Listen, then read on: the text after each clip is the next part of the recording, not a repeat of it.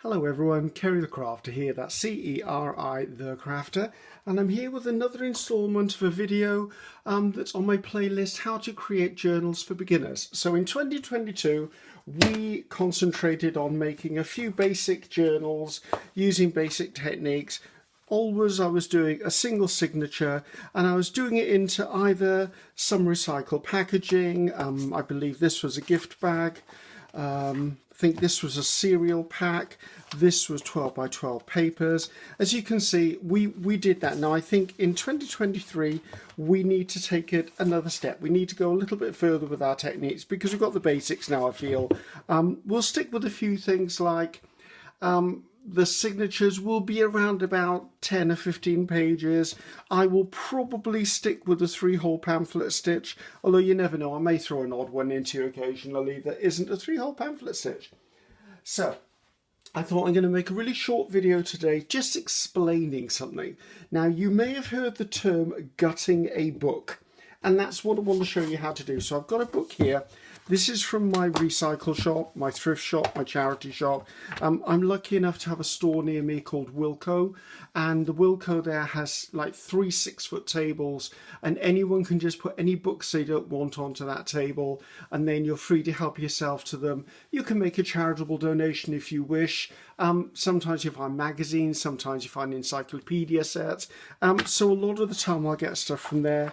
And a little while back we did have a library which unfortunately closed, and they were just getting rid of the books to landfill unless anyone wanted them. So I grabbed quite a stash. So I don't normally do new books, but I do use recycled books. So I've chosen this newish book because it's going to show me a little bit more of a challenge here than I would normally have, and I think it's good to see how to deal with the newish book as well as an old one. So just for clarity, what I want to do is, this is an old book. Now I don't intend gutting this one. This is a book that I use book pages from, and this will probably last the rest of my life, and probably someone else besides. However, this will enable me to show you what I'm talking about gutting a book. Now, what you're intending to do when you gut a book is you want to remove both the front and back covers. Some people call them book boards. I know them as a front cover and a back cover. So let's see if I can get this where you can see it. So I don't know whether you can see down there. All of this spine is hollow all the way down. It's only attached here and here. It's normally attached in different fashions depending on the age of the book and the technique used. However, what we need to do to remove the cover and spine in one piece is we need to cut down here, if you can see, where it's not touching the spine. There's a thin membrane down there, and you'll find there's the same at the back here. In fact, you can see where it's coming away there, and there's some of the bookbinding web that holds the spine to the book itself. So we're aiming to cut down those creases there. Now the dangers are if you get too close to the spine, where this groove here, where it folds, has been indented. If you cut that, you could inadvertently cut the cover off. Now, that's not the end of the story. You can always repair something. You can always make the best of it. I tend to take books out of book covers because either I'm just gutting the book because I want the cover, or I'm gutting the book because I'm using the inside of the book for glue pages, or maybe making backgrounds for ATCs or postcards, or using for other things like this one. I won't be keeping these pages for anything other than maybe painty backgrounds because they're not aged. I mean, you can see just looking at the two of them, I know which I'd prefer to use if I was using it in collage or journaling. So let's put this one by because I'm keeping this one. I don't want that one damaged. So if we look at the modern book now, the modern book has exactly the same anatomy, and it's got exactly the same areas here and here that we need to cut. Now, slowly is the best way to do this. Okay, so I'm going to gut this book with you in real time in front of you. I'm going to give you a couple of little hints and tips along the way, and then I'm going to show you some covers that I've already got in my stash, just so you can see the variety of books you can actually look at. So I find if I stand the book on its end, as you can see, I can see that far better there, that bit there. Now, a couple of different ways of doing this. I'm quite experienced at this. I use a sharp blade. If you're not experienced at it, I say maybe go in with a pair of scissors. Now, what you can do is slot your scissors in there. Now, I would angle the scissors so that the adjoining blade is laying on the inside. If you do it this way, you're likely to cut the spine. So I would then lay inside and snip down, and that would be my first cut. And you will see then you'll be able to part the book and you haven't cut through the spine. Another way of doing it is I found a seam ripper sometimes works. So if you're someone who's a sewer and you've got one of these seam rippers, you can sometimes come in with a seam ripper and work your way down. But with everything, I'd work a little bit at a time, just working my way down until I get comfortable. As you can see, seam rippers are really, really sharp. They will go through, but I'm trying to rest the bead on this side, because if I rest this on that side, it's likely to cut into the spine. Now, I have cut spines. I have cut through covers. I have cut stuff by mistake. It's easily done, but easily repaired as well. But it's best not to have to repair it in the first place. So that's the second one.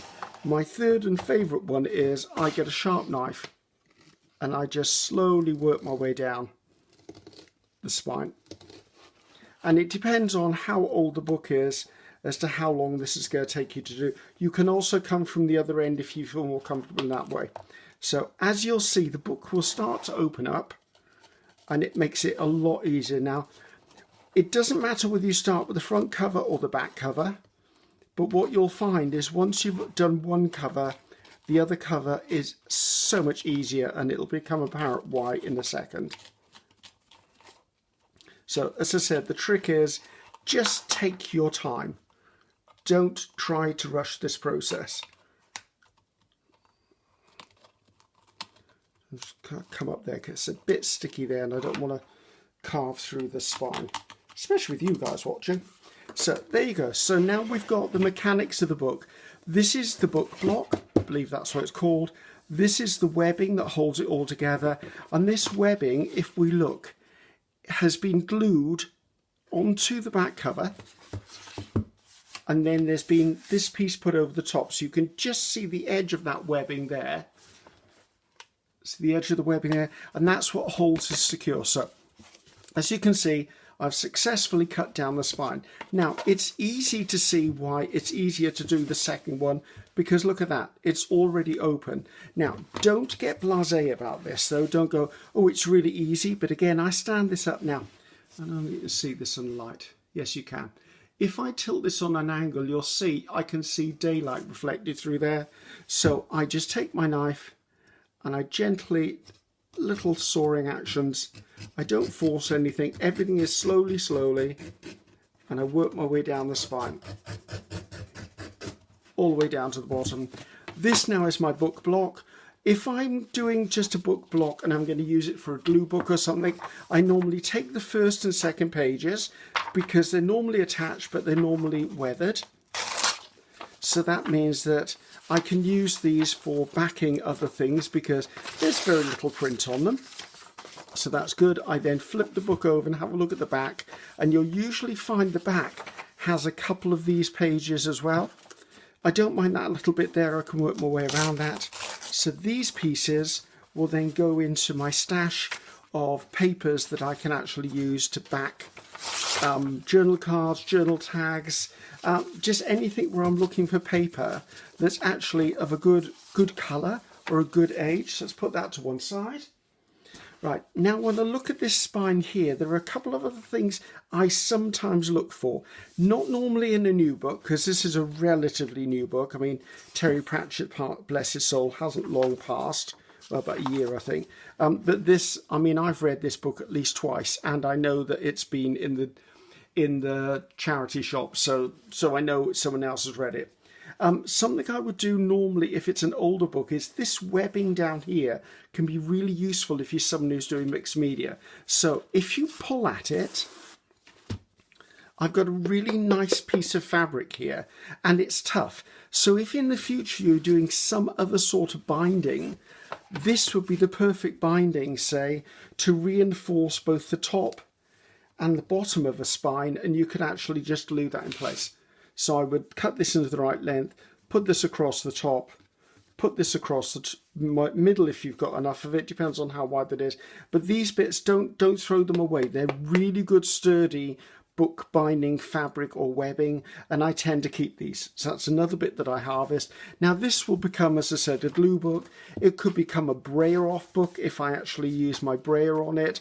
I could take these, I could fold them into journal card backs, pocket backings. I could do tag backings. I can use this for collage. It's probably going to be a glue book and then recycled from there. So let's put that to one side. Now, we now have our spine. Now is the time to take a look. Is it nice and neat all the way along? It's relatively neat. I could come in. This is where I would use a bigger pair of scissors, or I'd use a cutting board and a knife and just tidy up that edge, just because it'll make your life a little bit easier. It's a bit dodgy actually cutting it without seeing this one. I don't try to cut it all the way flush to there. It doesn't matter because this is all going to be glued in. Likewise, turn it over. As you can see, the first cover I took off is going to be needing a lot more cleanup than the second one because it was trickier to do. So, right, let's get the scissors out of my way before I stab myself, stab you, drop it, or whatever I'm about to do. Let's clear the mess out of the way. So, this is now a gutted book. Now, as you can see, this I would say is probably good enough for, let's see if I can find, okay. These are 2 journals, and we've got approximately 15 pages in each. So if I wanted to make a journal with 2 signatures in, that's probably the width I would be looking for. But what I tend to do is, because I use a lot of book pages in my creativity, I tend to gut books and then keep these. If for nothing else, really good solid cardboard. Now, the other thing is, if I don't want to turn this into a book this size, if I was to come in, cut down there, I've then got 2 covers, and I could recreate the spine narrower if I want. And these are things we're going to look at throughout 2023. So just know that that's another nice thing to do. Also, some spines on books, as I'll show you with some of them, are very, very decorative. And if they're very decorative, you can actually use that as a belly band in a book. You can actually use it as a bookmark in a book. All I would do is cut the spine off, give it a nice backing on it, maybe put a hole in the top for maybe a dangle or a tassel or something if it was going to be a bookmark. If not, I would just cut it to the relevant size, stick it in so I've got a belly band for a book. So let's have a look at some that I've already got. So this will just get added to my stash.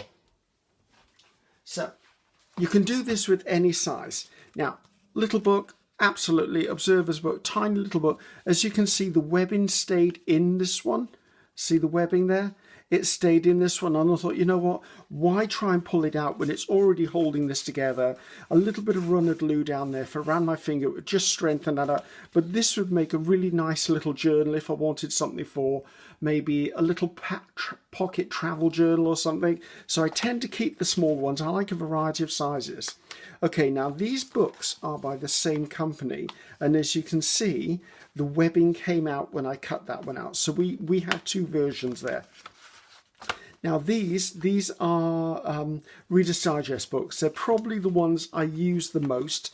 The only slight disadvantage is that the signatures I normally use are a little bit bigger than the cover, so I do have to cut my papers down fractionally if I'm going to use them as a cover. But the old Reader's Digest books, and there's some beautiful Reader's Digest book covers. I mean, look at that one. I would do nothing more than put signatures in this, sew them through, put something very narrow down the spine to cover the stitching, and I would keep that. That's a lovely cover. And I've seen some magnificent Reader's Digest covers, so keep your eye out for them. They're something you very often find in a thrift or a charity, or even as an estate sale, someone would be selling off a box of them. They're great. I love them. Here's another one. I mean, look at the texture on that. Now, the only thing that annoys me slightly is the spine. I'd be stitching through the spine anyway. You could do a hidden spine. I might do one of those this year. I'm not sure. But you'd be stitching through the spine anyway. You can just cover the spine with maybe a small bit of leatherette or even lace, depending on you. So that's Reader's Digest books. Here's a narrow one. this one may well become a travel journal for myself this year, because as you can see, it's only got a narrow spine. So if I bring back in one of my other journals, as you can see, that spine would be perfect for a 15-page signature. Again, is it small? Actually, no. This is probably exactly the same size as my pages. I might trim it slightly, but again, that's a good spine. I think this came from a sketchbook. Again, a bit bigger. So I probably take this spine off and use the boards, because these boards are really solid. Again, what was this? Oh, this was a set of 3 gardening books I had. I found this in a charity shop as well.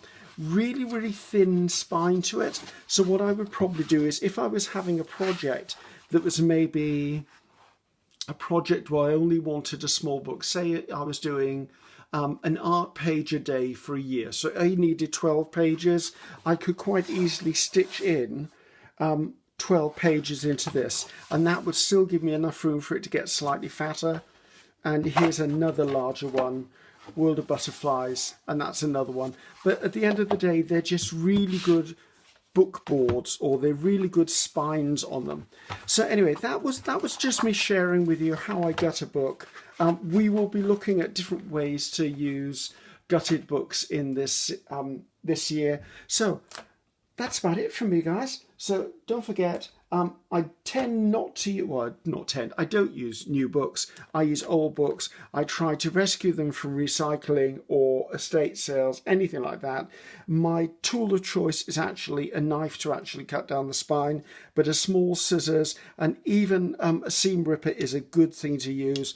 Remember, if you find it's got this in it, and some of the older books have wonderful aged mesh in them, and they look great for accent pieces or layering on journal pieces. It's an easy enough process. It's very satisfying when you've done it. And what do you get? You get a spine that's already made for you. Just needs the inners put into it, a little bit of reinforcing, and off you go. So that's enough from me, I think. Until next time. So I'm Ceri the Crafter. That's Ceri the Crafter, signing off. Bye-bye now.